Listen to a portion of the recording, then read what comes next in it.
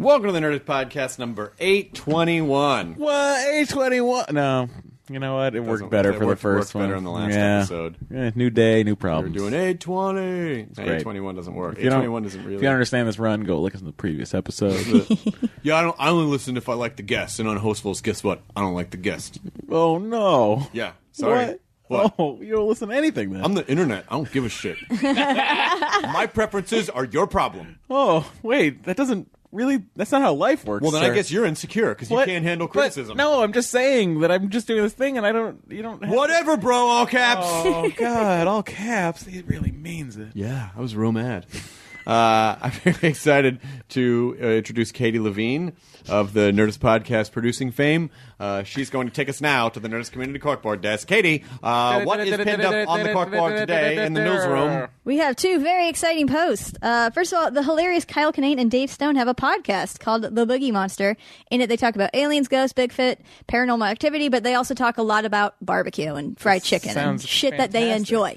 They're both hilarious, and I'm sure everyone that listens to this loves them. It comes out every Tuesday. It's available on iTunes, Stitcher, Google Play. Good for them. Yeah. Making it happen. And then also last year we did a Team Nerdist for the Best Friends Strut Your Mutt event, and we're gonna do it again this year. It's October 22nd in Exposition Park in LA. I don't know how I feel about all this mutt strutting. But Scout's a mutt, and she loves to strut. I just mean, why do you want to put these dogs in pageants? Put makeup on them and There's fake no eyelashes. makeup. We're just strutting for fun. Okay. It's fun strut. I think Bo might strut this year.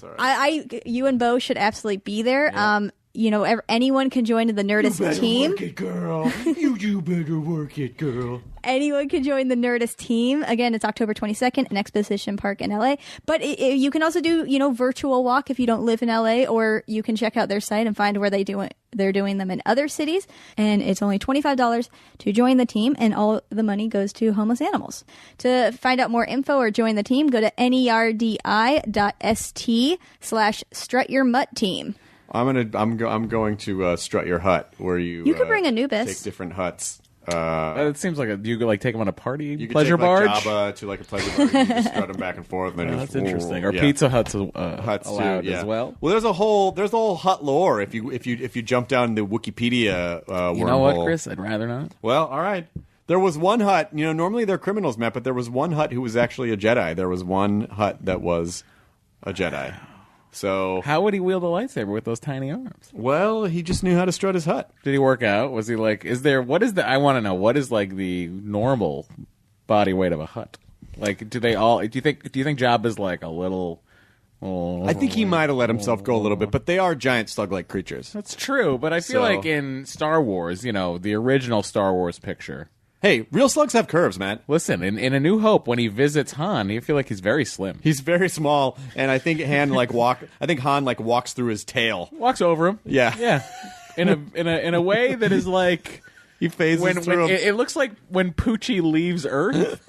That's how shitty the effects were. I must go back to my home planet. You have to go watch it, because the way they make Harrison Ford just jump over, because he walks around the actor who was. I remember seeing it and going, "Huh?" Yeah, it's and how did weird. Jabba quadrupled in size between then and there? Well, I mean, whatever he's putting back, I'm sure it wasn't a healthy lifestyle. Sure Wikipedia has it. There are two E's in Wookiee, by the way. Stop fucking misspelling that, internet. Thank you, because otherwise you're just saying wokey. This episode is Seth Rogen, who is goddamn delightful. Seth Rogen. Great laugh. I love his laugh. I just love hearing him laugh. It's not just a laugh. So He's just a good guy. Seth's just a good guy, and it makes me happy. Fine gentleman. Makes me happy when good people succeed. And Seth is an industry all unto himself, and I could not be happier for him. Such a nice guy, and he's promoting Sausage Party, which is great. It's filthy. It's an animated food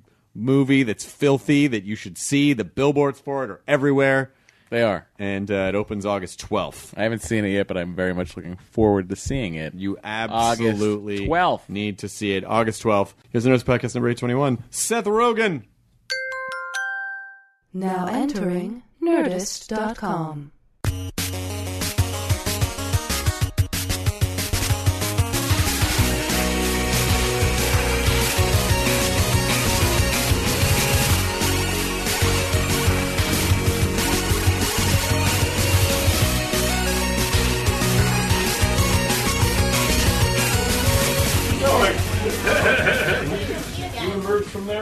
dressing room. Amazing. Yeah, it just feeds right into this. How's it going? This is Katie's dog. Everything feeds into Chris's geekosystem. Oh, where's my? Oh, there's our space. A little our space. Nice. Vinyl dog. This is awesome. This is what my office looks like at home. Oh, it is. I have a lot of toys and shit like that. What kind of toys?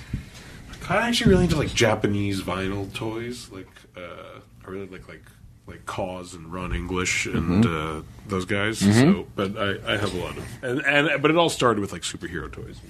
Well, we're going to Japan for the honeymoon in a week and a half. So I need to know where to go. I went to the Medicom toy headquarters, like their main office in Japan when I was there, and it was like blue because I collect like Bear Bricks and Kubricks and shit like that, which Medicom makes, and yeah, it was incredible. It was like the coolest place I've ever been. Oh, that's amazing! Yeah, you see the whole process. Yeah, it was really amazing. And I talked to the weird guy who owns Medicom, who was like wearing like. He was like a character out of like a Zoolander bit. It was amazing. Zoolander 1 or 2? Kind of, I don't know, somewhere in the middle. But I would imagine I don't know if I could get the. I'd have to call and be like, I'm on a couple cable shows. I did it, yeah. I can't remember. I think you could do it. I think you could do it. I don't think I'm on anything. You don't know until you get try. in there. I don't think I'm on anything. You don't know. I think at the very least, your wife could probably get in there. Oh, maybe. Almost wife. The almost wife. Well, by the time you go to Japan, By the time I she'll go to be Japan, your wife. she will be the And she you'll will be like, be the new "Hi, wife. I'm Mrs. Hurst." And Yeah. That does help. I'm a Mrs. Hurst. yes, that's Yes. it. Okay, Mrs. Hurst. I'm fine with that, by Clear. the way. It's clear. Listen, I love my dad, but Hardwick is a terrible last name. It is. I mean, I don't really. I mean, they're both very like hoity names. I have a good friend who believes in name Darwinism, and just whichever member of the couple has the better last name, you both take it. You take yeah. that, yeah. Oh, so that's I not could a be bad maybe I could reverse hyphenate. I'd be Chris Hardwick Hurst. Yeah, that would I be think good. that would be fine. My wife's last name is Miller, and Seth Miller is a cooler name than Seth much Rogen. better. I Yeah, think. it's Yeah, much it's cooler. a Sounds way like a better cool name. comic book artist. Seth Miller. Yeah, it totally does. I guess because of Frank Miller. Because of Frank Miller. Yeah. I guess I just made Yeah, that connection. Miller just is a good last name. Seth Miller does sound like a. He does sound like a cool. I'm going to say like a DC character. Yeah. Sounds like a cool DC character. Like an alias. Yeah, like an alias. He's a young scientist kid, and then in his spare time, He's a robot hand. Yeah, he has a robot hand. Maybe no other real superpowers. Yeah, just a robot hand. also sounds like he'd be into improv. He could Yeah, be an exactly. improv, yeah. Seth Bar makes him. Yeah, he's quick on his feet. Stop using your You robot need that. hand in every Yeah, scene. That's his. Yeah, exactly. What was that? That's his alter ego. Is he's an improv teacher. He's known for being able to adapt to any situation. His robot hand is a literal and a comedy crutch. Yeah, exactly. Like it's the same. It's the ssame thing on both sides. Did you do improv for a while? I did. I was on my high school improv team, and it's funny. I went to high school with Nathan Fielder. We were on the improv team together. Yeah. Oh my god, that's crazy. Yeah. So yeah, I was on. Yeah, we were on a high school improv team, and we were pretty good actually. We would like compete. Yeah, as far as high school improv I've teams never go. heard anyone describe their high school improv team and As then go, pretty good. "We were pretty good." We actually were pretty good. Like several members of the team have gone on. Jessie Cruikshank was on the team. She's like a host for like E, and on MTV. Like almost like half of the people on the team went on to like actually Defied get the careers odds, Seth. in show business. Like again, yeah, Fielder was on the team. Another guy, Ryan Smith, who works in like Canadian film and television. Like a lot of the members of the team went on to like work in movies. It's and because of television. Canada. That's why. I Yeah. mean, when I remember in high school, people what was big was like, "Oh, I'm theater sports." Would you theater sports? Well, theater sports was from Vancouver. Oh, I didn't know that. Yeah, like theater sports as like a thing, like I think like the company theaters like the organized like tournament of improv originated. Just in like on Vancouver. Star Trek when Chekhov would claim everything was a Russian Yeah, invention. exactly. Yeah. It's all from Vancouver. Chekhov. it's actually Canadian. Yeah, DeForest Kelly was from Vancouver. Actually, I kind of wonder. I kind of wonder what it is about the Canadian DNA that is so. I mean, there's They like indoor stuff. they do like cold. indoor stuff, but the dryness of the humor. I mean, it's almost like they took the British dry humor and then let it dry some more. Exactly. And then it became. No, they took it and froze it. we really grow up with like inundated by British comedy, you know? Like, it's on Mr. Bean and Fawlty Towers and like Monty Python is just like on a lot when you're growing up in Canada. And I really think that's something to do with it. And I think, like, I always look at our stuff and I'm like, why is it so weird? And I think it's because we grow up watching Kids in the Hall. Yeah. Like, inundated by it. Like everyone I work with has seen every episode of Kids in the Hall. Like, and everyone I grew up with has seen every episode of Kids in the Hall, like, for the most part, you know, because it was on every single night. And so I think you're, like, inundated by, like, weird comedy. I think Kids in the Hall was a more cohesive version of Python. It was kind of like the Canadian version of it. It was but it was feel like Python was very much like, we're just doing kind of weird shit for the sake of weird shit. Yeah. And they're obviously all brilliant and they're polymaths and they do their sketches in German but they always end kind of weird. And I feel like Kids in the Hall really did have like more of a sketch show structure to it. Yeah, for sure, 100%. And I actually think that's why like Canadians do well in American comedy, because I think it is like a more accessible version of a type of comedy that is not American. So it does feel a little different. Like when I started working, one of the first jobs me and Evan had was on the Ali G show, and Sasha, we found, just like didn't know a lot of American cultural stuff. Like, he didn't know what like spring break was. And like, we did, and we didn't have it like the same way we did and they do here, but like we grew up like with all the same, with MTV and shit like that. And so you'd see like, so they'd go to spring break and stuff like that. And so we knew about all of America's stuff. We just didn't really view it as our stuff. And so I think it puts Canadians in like a very unique situation to comment on American culture, because they have it and they're like a part of it, but it's not like they're like one notch removed from it in some ways. You know what I mean?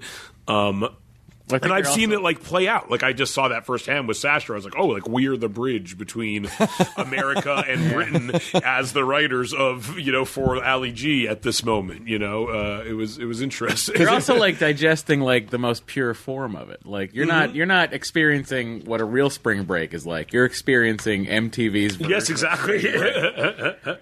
The only culturalized version of it. Oh my God, I mean, whereas Chris experienced MTV's spring break. I did. You were really there. I went to like 4 of them. That's crazy. And they were... Were you just getting laid left and right, bro? Well, no. No.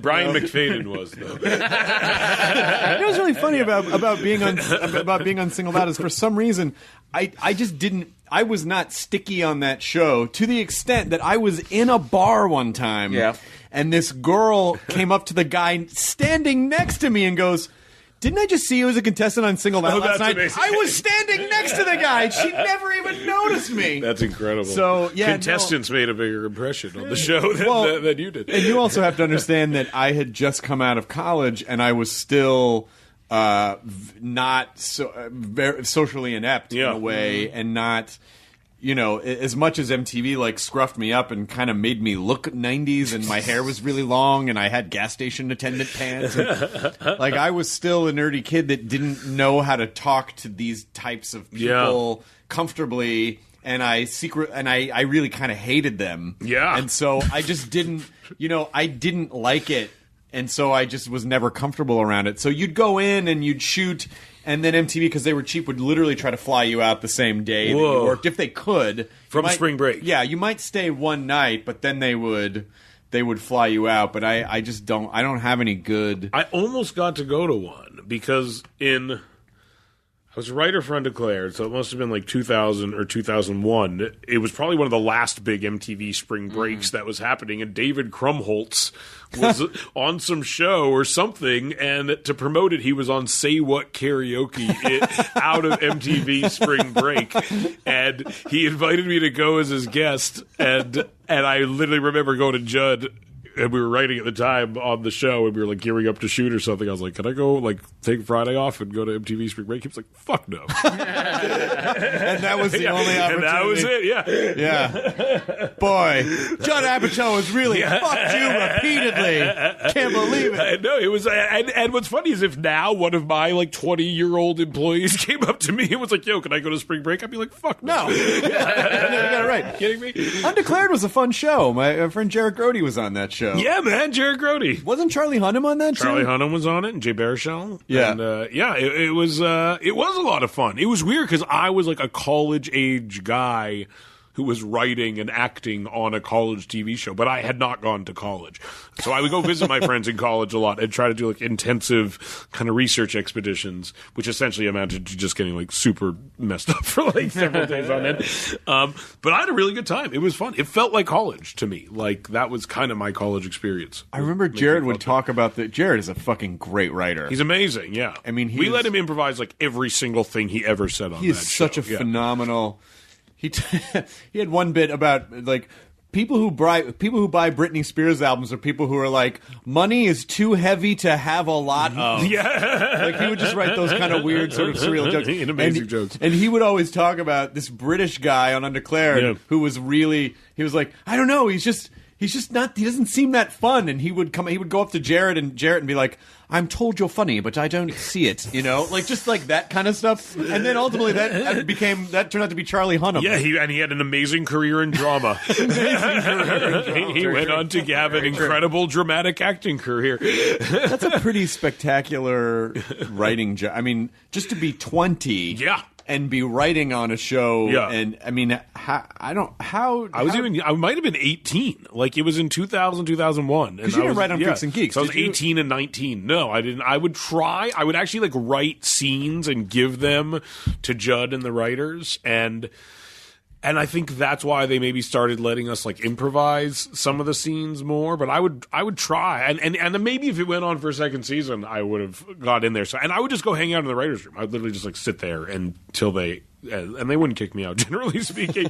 But I wanted to be a writer so badly, and I'd written a version of Superbad at that point already, and so I like really wanted to get. I want to be a writer more than an actor, and so I would try. And then that's why when Undeclared came along after Freaks and Geeks was canceled, I was first hired as a writer and was actually specifically told like they don't want any of the cast members from Freaks and Geeks on it.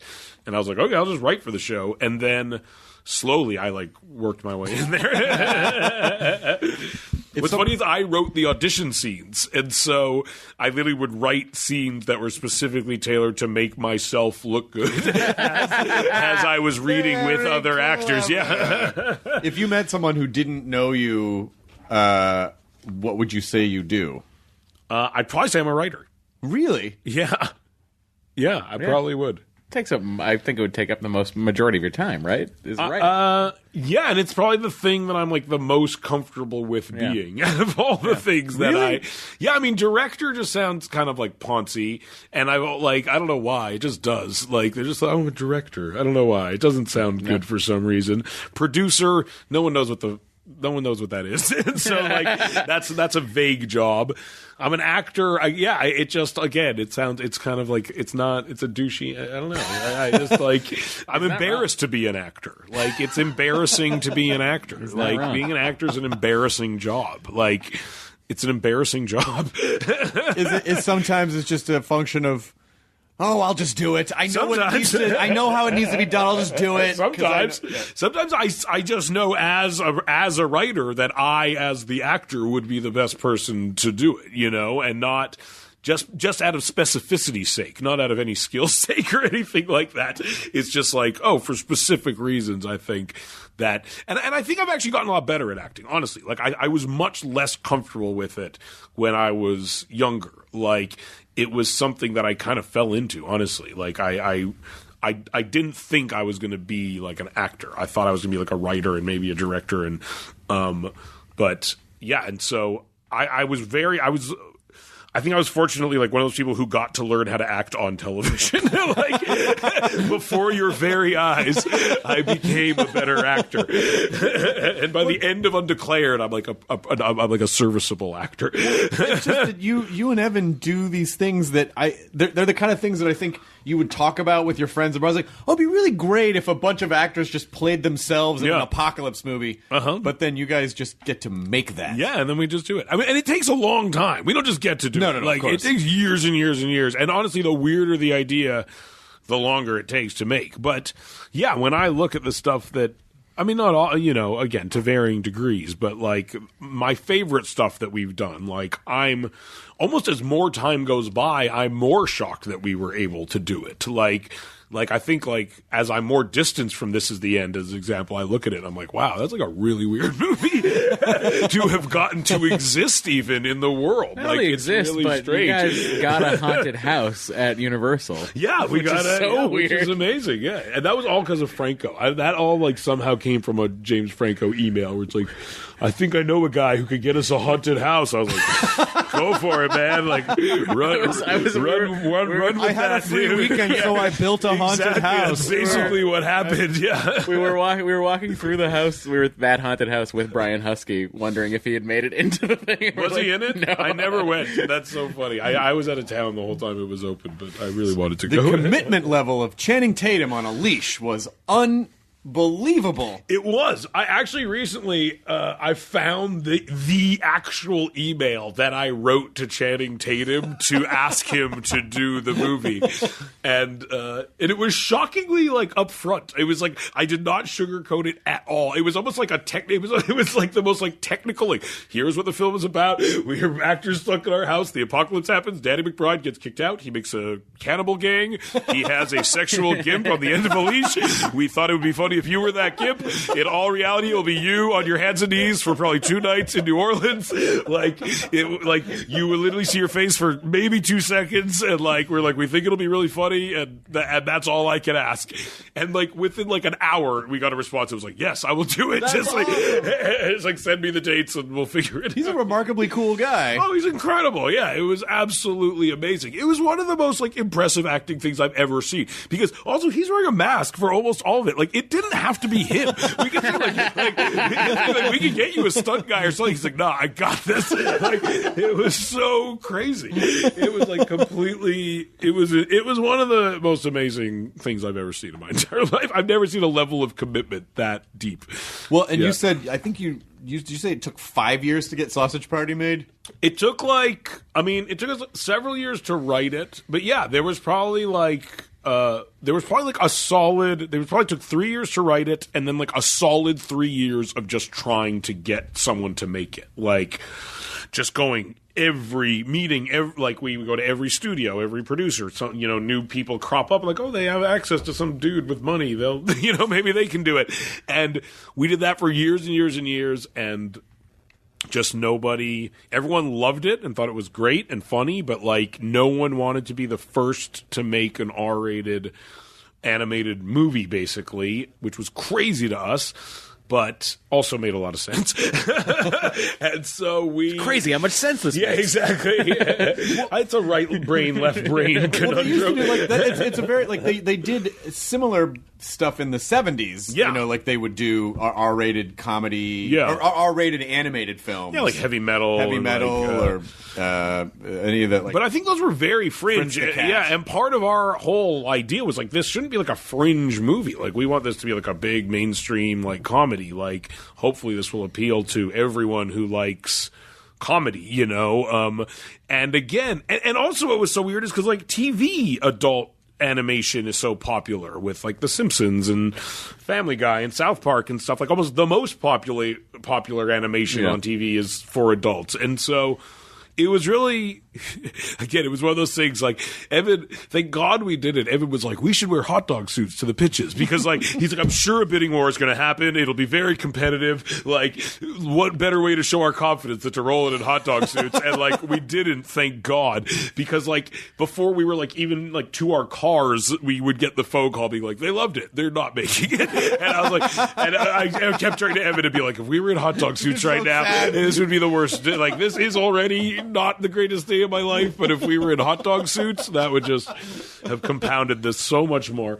And then Megan Ellison, who has a company called Annapurna, who made Zero Dark 30 and The Master and American Hustle and a lot of very fancy movies by all means. We met with her and she loved the script and we just really got along, and she's like, I'm gonna try to make this movie.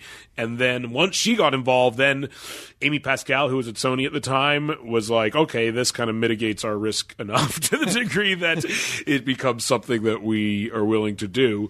And we got a company called Nitrogen, which is an animation studio based out of Vancouver, which is where we're from, which was a nice coincidence. And they animated that Canadian credit. Exactly, yeah. And so for us, it's cool though. Yeah, no, we can't be accused of taking jobs out of America. No, but also like the Canadian Film Board. There's a very nice incentive. The Canadian Film Board had made so many great animated shorts. Yeah, the Log Riders Waltz or whatever it was called was one. There was this Cat Came Back one. Yeah, the Cat Came Back one was amazing. I still watch the Cat Came Back. Oh, it was amazing. Yeah, stunning. Oh yeah, those things we grew up was on television all the time. Like I've watched that Cat Came Back thing so many times. It was Cordell Barker. Insane. That's amazing. And I think Bill Plimpton did some of them that were on Canadian television a lot. But this Log Riders Waltz one, if you haven't seen it, you should look at it. It's the most like decidedly Canadian thing you will ever see in your entire life. More than the Red Green Show. It's like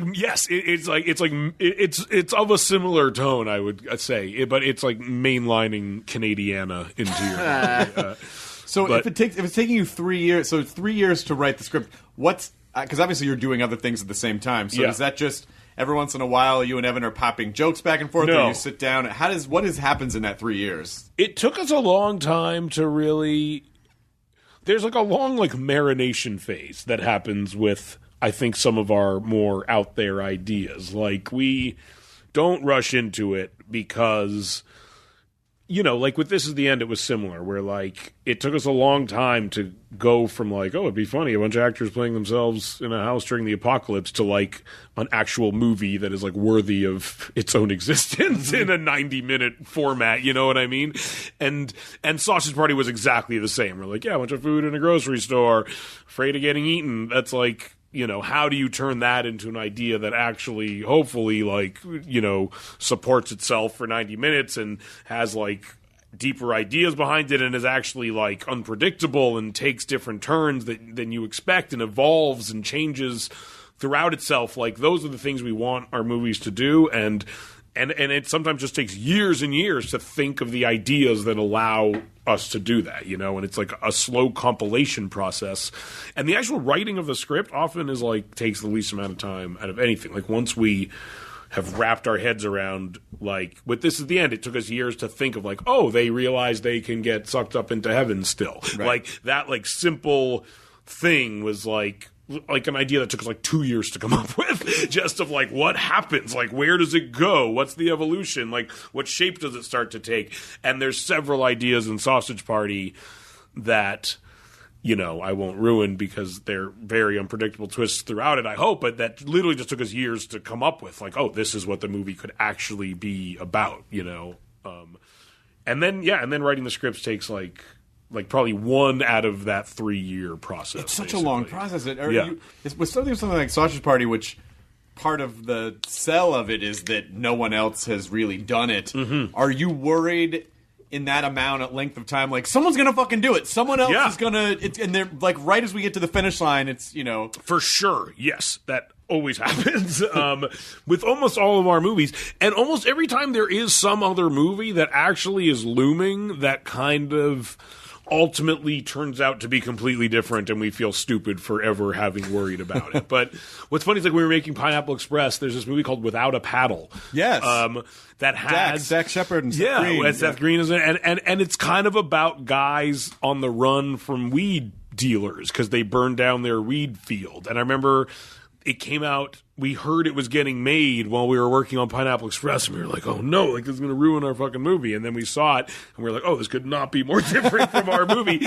And we were very afraid that someone, specifically the South Park guys, most of all, would make some sort of R-rated, fully CGI. And there was like rumblings of other ones that have kind of come and gone in the last few years, but none of them came into being. But I don't know if it interests them. They already did R-rated puppets, so I think they're good. Yeah, exactly. I we're hope fine. So. Yeah. We're fine. And I think they'll never do puppets again. Yeah, it was really hard. really, really, really hard. Yeah, really hard to do R-rated puppets. Yeah, the DP who shot Preacher shot Team America, and he had amazing stories. Incredibly difficult it was. Preacher, by the way, was. I know. I work for AMC. Yeah, exactly. You gotta say but I really did love the show. Thank you. You sound a lot like someone with a 3-year overall deal. Yeah, exactly. You have no vested stake. What's funny though is I do get that from people like, well, yeah, because you get fired if you go like I don't. That's not the relationship. No, that's not true I have at all. with Yeah. him. Contract signed, bro. He can say whatever he wants. Exactly. You could just avoid it. Yeah, I could not say anything about it, but I think.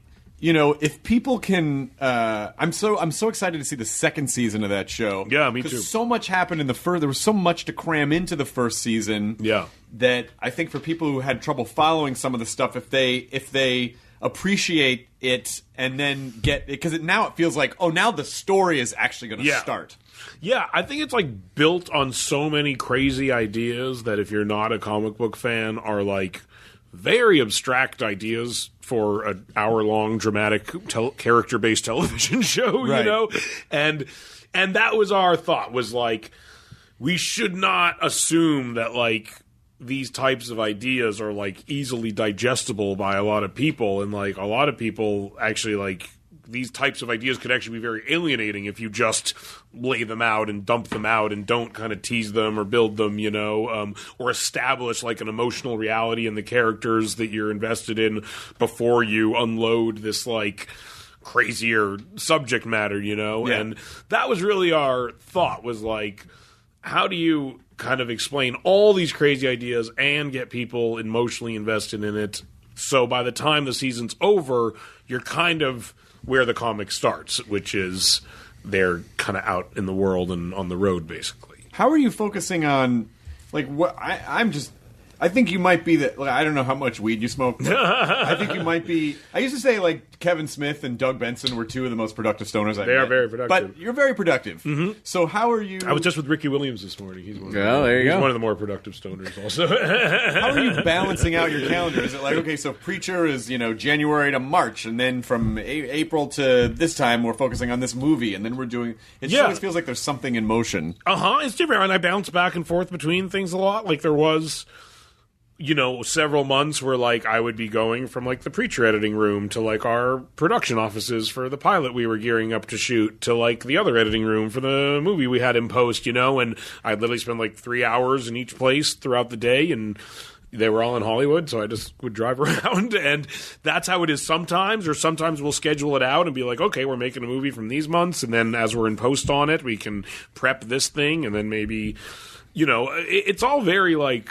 organically comes together. We have very little strategy in our careers. We probably should have more, but we kind of take it as it comes. Because also you never know what's actually going to happen. Right. Like, movies and TV shows and everything, like, until you're like 2 weeks into filming it, I don't actually think it's real. I agree.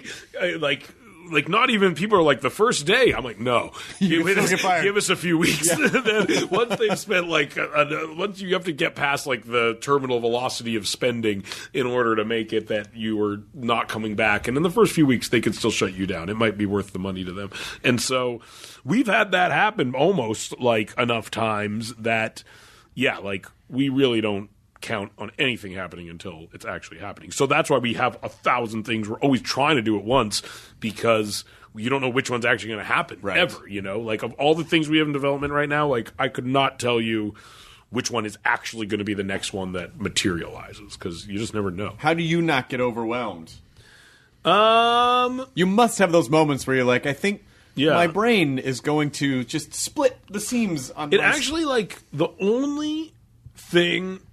I get most stressed out around the releases of our movies. That's the only thing that, like, at this point, because it's like I have no control over it, and I think that's why it stresses me out. Everything else, I have a lot of control over. Our work, I have a lot of control over. My schedule, I have quite a bit of control over. Like one of the biggest things I have no control over is just like, will people like our movies, and will they make enough money that they keep letting us make movies, which are my two main concerns when it comes to the release of our movies.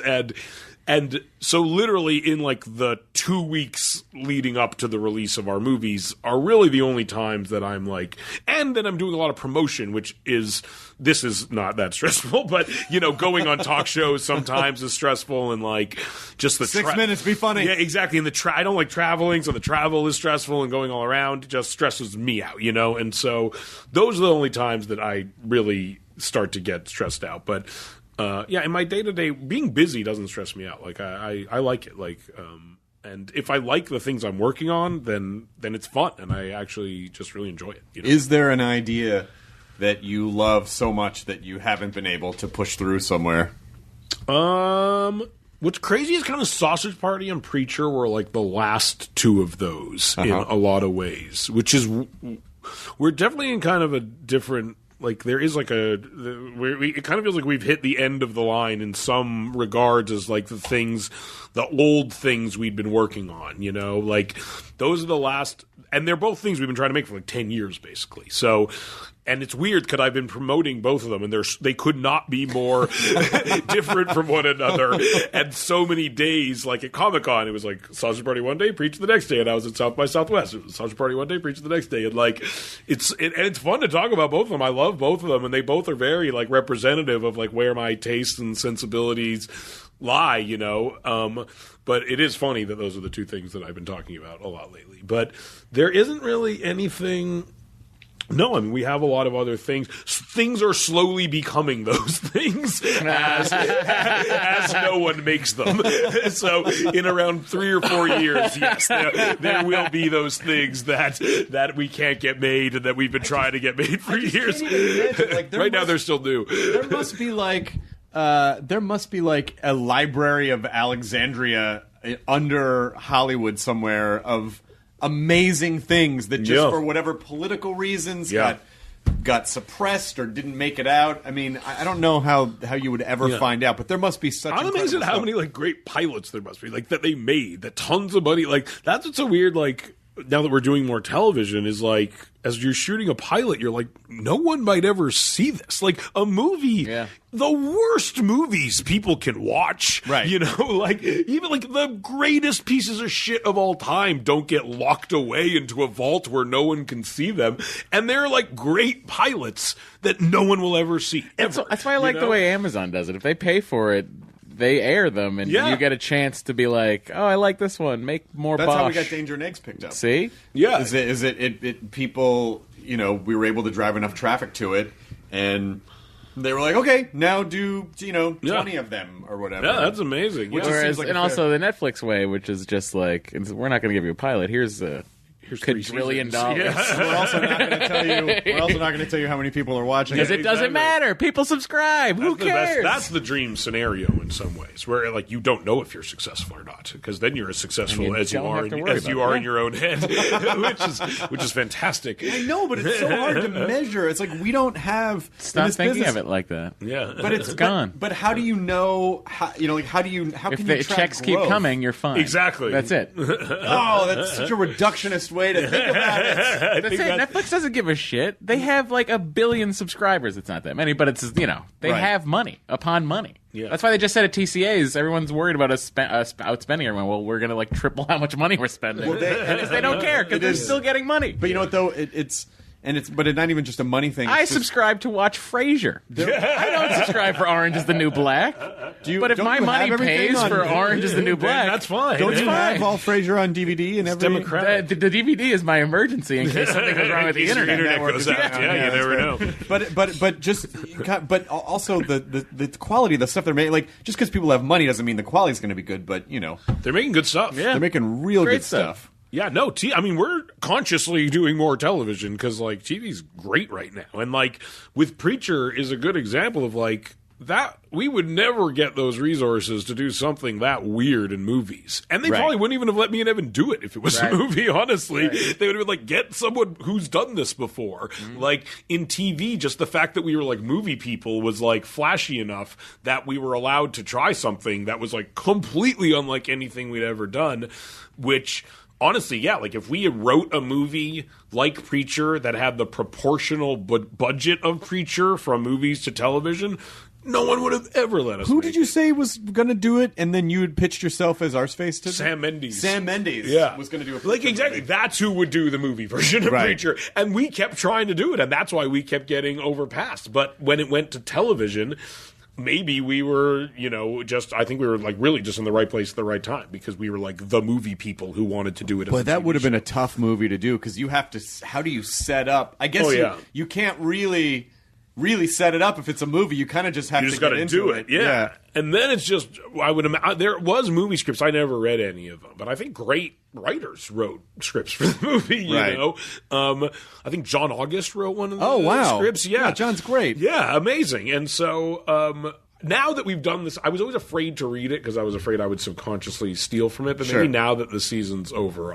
I will read it because I'm just kind of curious as to kinda what. fascinated to see what they Yeah, do I'm with just it. kind of fascinated by it, but. But yeah, it's like TV is letting us do things so far, knock on wood, that like would be very hard to do in movies. It was funny to see how many people when Ian Coletti was on the after show, they're like, "Oh my gosh, he's so adorable!" Like, Yeah, everyone- he's they're good looking. He's an actor. He doesn't really have a butthole for a mouth, but in the comics, It doesn't really. It'd be great there if he wasn't did. an open casting. Yeah, if he did, it would have made his life a lot We're easier looking in for a some ways. butthole Yeah. type, like a butthole type. Less time in the makeup chair. Yeah, but because in the comics, he's super fucked up. Way grosser. Yeah, we toned him down for the show to make him not as. There is an image online, and I don't know if it's from the HBO. There was an HBO pilot that almost got made one time, and I think it didn't get made. But there is some image online. Maybe just an effects house did it. You know, they just do these things sometimes, of what Arseface looks like exactly from the comics, like done on someone in prosthetic, and it's like it's so hard to look at. Oh, yeah. That I remember we looked at that and we were like, this is the proof that we should not try to replicate the exact look from the comic. It's just too much. Yeah, someone did that. I think they did that with Simpsons panels where they did like this is what they would look like in real if they were real. Oh, that's so And amazing. it's really disturbing. Oh, I got to see it's that. legitimately disturbing. Sounds amazing. I think it's great that the guy who played Kelly in Bad News Bears is now one of the best actors in the world. Jackie's amazing. And he's really, I'm always intimidated by actors. Like, as a director, I don't like dealing with actors, which is not a good quality to have. I just don't like, that's why I think I work with my friends a lot, because I'm just intimidated by actors sometimes. And so, with my friends, I'm more comfortable with them. But Jackie or Haley was someone I was very intimidated by, because I was like, oh, I have to direct him now. And he's like a real actor. He's like nominated for Academy Awards and stuff like that. I was like, this is and then he was so nice. He couldn't have been cooler or easier. And he's made like the weirdest character ever. It's like the strangest dude of all time, which is great. Did it? Would you allow yourself to direct some crazy? If they were like, we want to do a Sony Pictures classic, like an epic period, like, would you direct like a cast full of Academy Award winners? Yeah. Like, I would.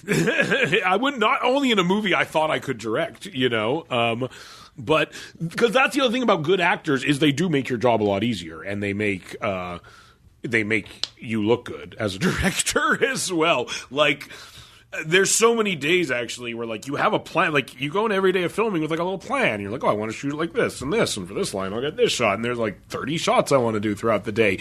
And as soon as there's a performance problem, your plan is suddenly out the window, and it's like, oh, now we just have to shoot this scene in a simple way and focus on getting the performance right.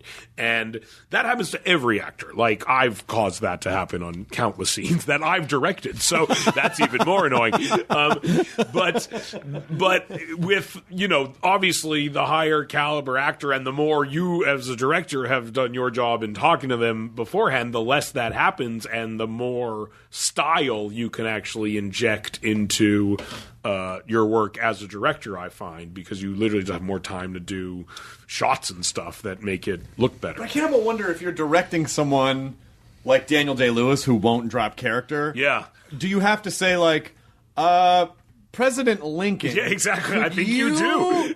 Pick that up fast and then maybe say, like, can you... Well, that's what's weird is acting is very technical sometimes. Like, sometimes it's like the camera can't see your face unless you look more that way. Right. And, like, how, I don't know. So do you have to say, Mr. President, can you look this way? Mr. Camera, our imaginary photo box requires the light to bounce off your face in a certain way. Hanging out with Daniel Day-Lewis while he's filming is like going to a Ren fair where the guy where it won't drop it. It's just a semantical nightmare. How do you do I just need a bathroom, please. I just need a working bathroom. How do I tell you you're not hitting your mark? Oh, I don't know, my lady. I don't know. What are these witchcraft words? No, it's so... I've never dealt with that, thankfully. But. Well, that's good. And probably never will.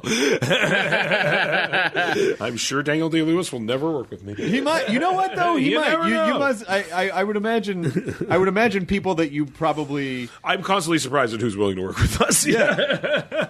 Well, you guys make fun stuff, and I think there's also this kind of mythos that is developed around it of like, oh, you're all friends and you hang out and you just happen to make stuff, and so there's almost like this bigger overarching meta relationship that I think people like feeling like they're a part of too. That's great.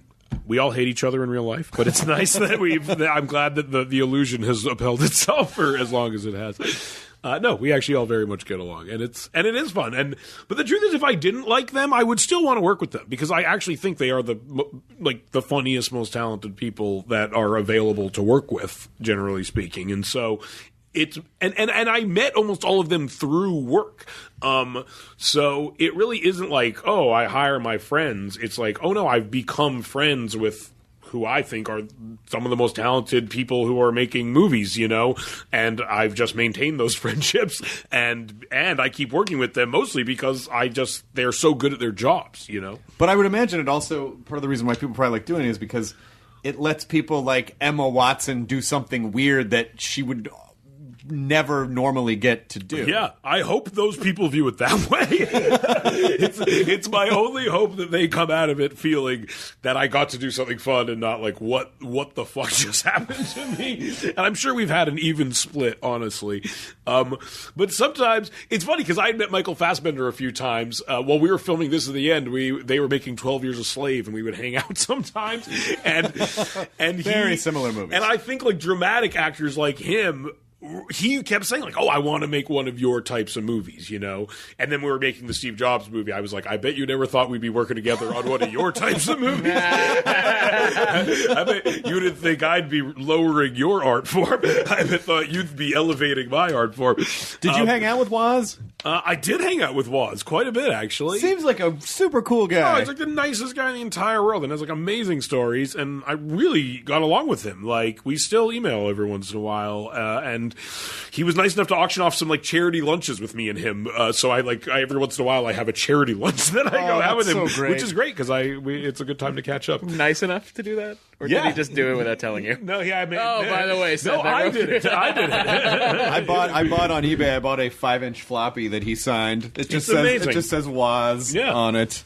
It's really amazing. Yeah, like he's one of all the people I know. Like it's super weird that I know Steve Wozniak. He's high on the list of like it's weird like people I could call. Like if I had to make a list of like how did it get to the place that I know how to call these people, like Woz is very high on. You know, you have the guy who invented computers is you have to put him on speed dial just so it just has like it says Woz, yeah, family and then Woz. I love Woz. You have. Did you ever meet him when you were? Yeah, I met him a couple times. He's like the most lovable guy in the world, right? He's a weirdo. Yeah. He's a old computer weirdo. An old billionaire computer weirdo. Yeah. He great stories. He keeps a pad of $2 bills.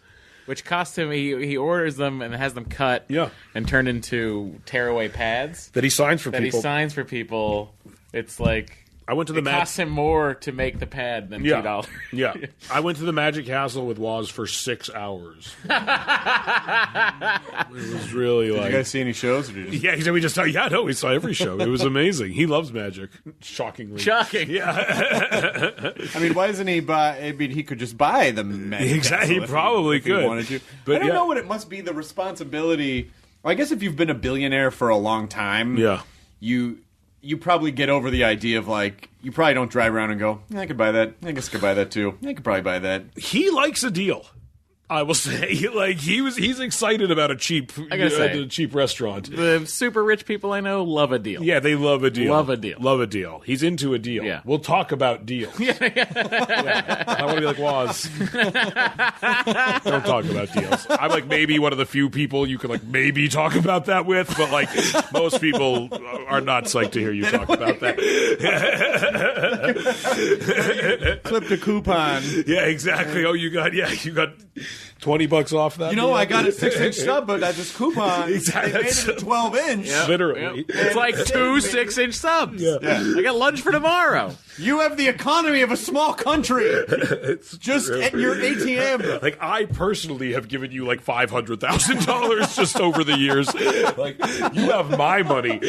You don't just have like figurative riches. Like, I've directly given you my money.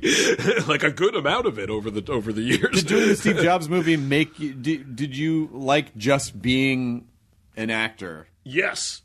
I really did, and honestly, because I was considering not acting anymore, like in other people's movies. It's not like it's not a hard decision to make because I don't get the opportunity to do it that often. It's not like I'm really not like it's not like I'm getting tons of offers that I'm rejecting. Like I don't get offered a lot of parts in other people's movies, and so part of me was thinking like maybe I should just like close the floodgate on that and just like only act in our movies and the ones I was making, and then that came up, and I had a really good time doing it. And I thought, you know what? I'll continue acting in other people's movies. And since then, I've not acted in anyone else's movies because no one has offered me the opportunity to act in their movies. Well, so it was a purely symbolic decision. I think most people see... You know, they see you, or even like Emma Watson, or people that they go, oh, those people are very successful at what they do. They could probably do anything. Yeah. And I think what they don't realize is you can't. That the film business is actually quite restrictive. No, if I was just an actor and I didn't write and produce and direct, I would have been in like 2 movies in the last 10 years. Like seriously, like I would not be at all successful. Like I would not. I'd probably need like 3 other jobs to support myself. Like. I don't. And that's the reason we started. I mean, like, I knew very early in my career, like, I'm going to have to self-perpetuate my own work. Like, there's very few people being like, I need a chubby Jew in my movie. Like, that's not how Hollywood works. People are like, we should put Brad Pitt in our movies. And I was like, oh, I'm going to have to make movies that need that type of role in order to function. They might say we need a chubby Jewish guy to finance exactly, yeah, not to be in them. Wrong line of work. So what are you working on?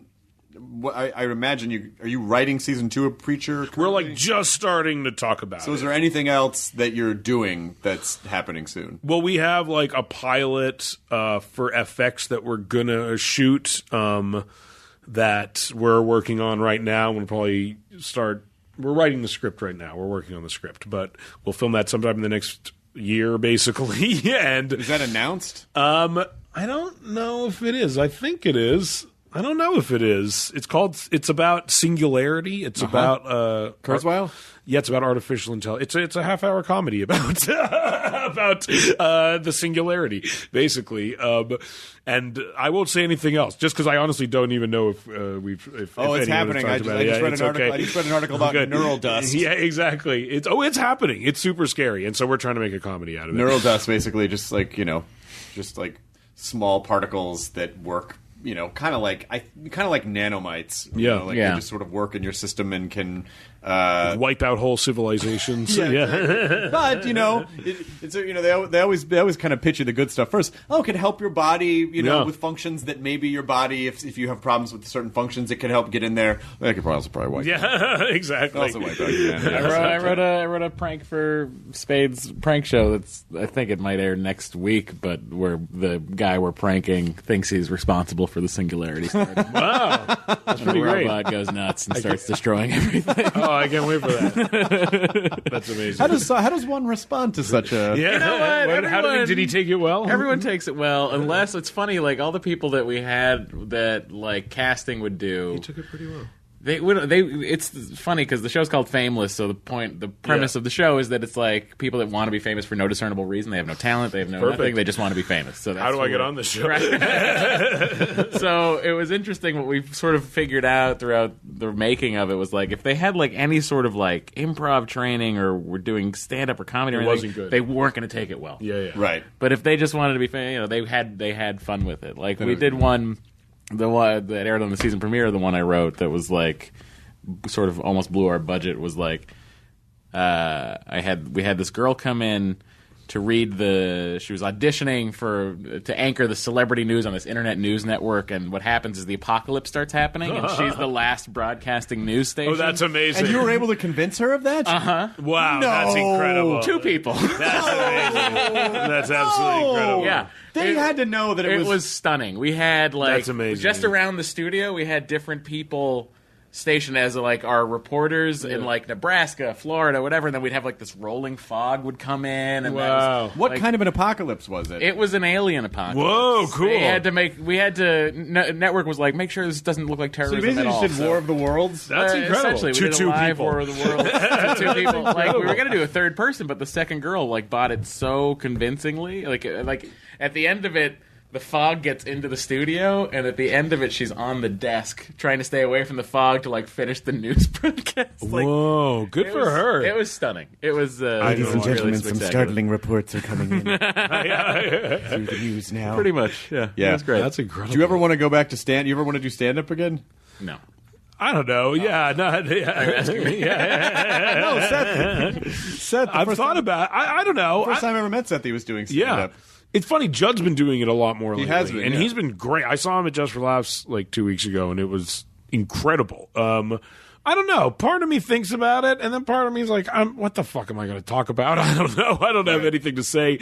And I'm so busy that I don't think... I like really respect it as a thing, and I don't want to like half-ass it. And I probably would just be half-ass. And if it didn't go well, then you'd feel bad and be like, God damn it! Now I just feel bad. Now I just like have created a new situation to make myself feel shitty in, which I don't. I'm feeling terrible. Let me call Waz, see if he has any deals. Yeah, exactly. I've created a whole new circumstance to make myself feel Seth, bad. I just went to Dick's Sporting Goods. Yeah, exactly. I clipped a thing from the paper. I got 5 baseballs for the price of 3. Do you play baseball? No, but what a deal! No, how do you pass that up though? I don't know.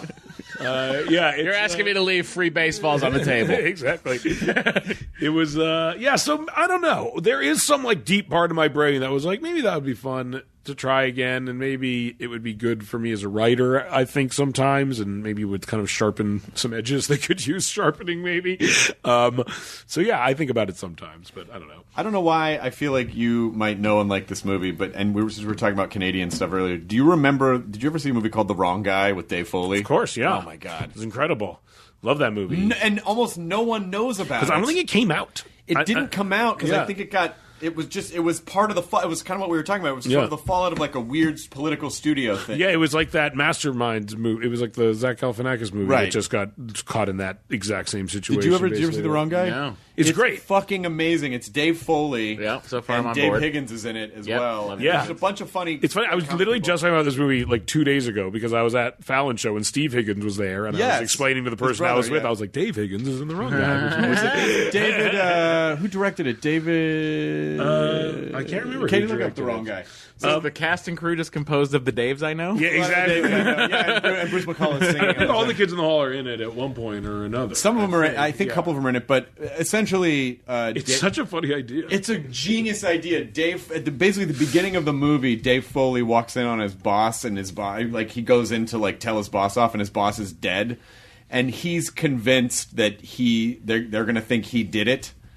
And so he goes on the run. But they immediately know that he didn't do it because there's surveillance cameras. Yeah.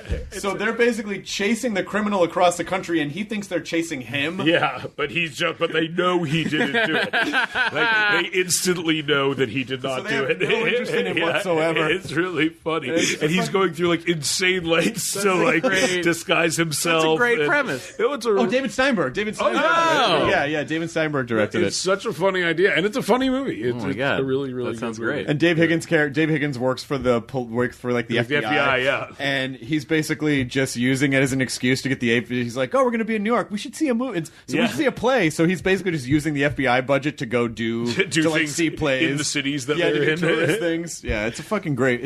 It's just one of those great movies that. Yeah. You know, Not a lot of people have seen. that not a lot of people have seen. Well, I hope a lot of people see Sausage Party. Thank you. And I hope that- not a sentence you thought you'd be saying. Probably. It's not a lemon party. I'm sorry. I apologize. No. If you can go to sausageparty.com, it's exactly what you think it would. You be. said to me, you said to me like a week ago. You said it is the filthiest movie not just filthiest movie I've ever made. You said it's the filthiest movie I've ever seen. It still shocks me. Like it is.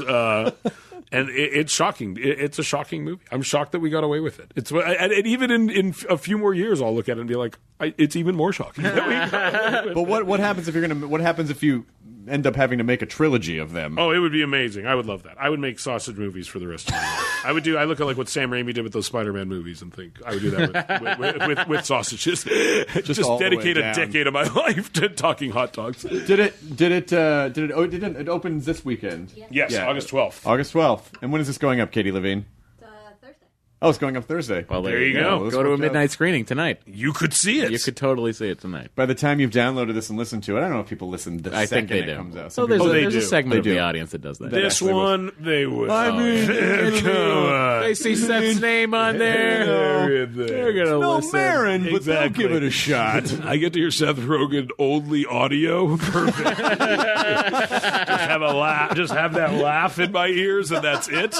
Finally, That's got a ringtone. everyone's dream. Yeah, That's gonna be someone's fucking ringtone. I'm sure it is. Oh, When they all hear it as a ringtone. What's funny is there's a guy who lives in West Hollywood who has a McLovin license plate, and I see him periodically, and every time I see him, he's just embarrassed, and he's like not happy to see me. Like, he's just like, oh, so, like I didn't think this would happen. And the first time I saw him was in a parking lot, and it's a convertible, so I literally like walked up to it like as he was pulling out of his car, and he was there with his wife or something, and I was like, hey. And literally, his wife looked at me and then said, I told you this was going to happen one day. Yeah. And the guy was like, oh, fuck. I'm sorry. Sorry, I knew. Yeah. I just didn't think it through. I didn't think it through. These are forever. I was like, no, it's fine. Adult who made a life decision to do that. That's It's cool. I'm happy about that. I like it. He must, on some level, even though his wife gave He him probably, shit. yeah. That was cool. Yeah, on some level, when she said, I told this would happen inside, he was like, I knew this would Yeah, happen. finally it happened. I told you this would happen. Finally, totally validated. It is always a delight to chat with you, Seth Rogen. You too, Thank man. You so Thank much. you. And thanks again for doing the Preacher After Show. Hey, both my times. pleasure. It was Thank really you. fun. That All was right. a good time. Enjoy your burrito, everyone. The end. Now leaving Nerdist.com. Enjoy your burrito.